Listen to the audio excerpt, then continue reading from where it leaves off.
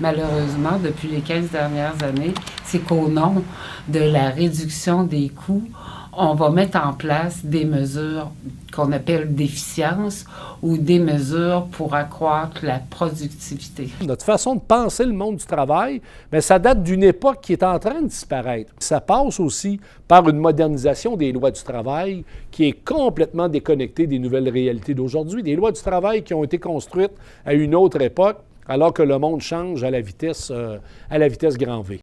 On voit qu'il y a eu des tendances dans le secteur privé qu'on connaît depuis début des années 80, c'est-à-dire productivité, plus de flexibilité, qui ont emmené les entreprises en général, en voulant réduire leurs coûts, à copier des modèles finalement qui pour amener plus de flexibilité, ont précarisé davantage le travail.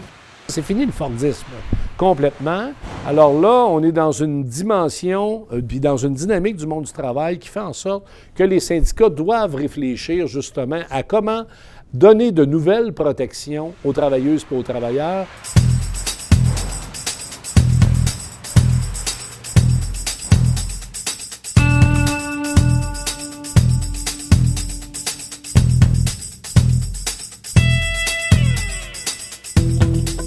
Les nouvelles pratiques managériales et de GRH qui se sont fortement développées au cours des 15 dernières années et dont l'objectif principal est de plus en plus de mobiliser la subjectivité au travail, les savoirs, les habiletés, les aptitudes.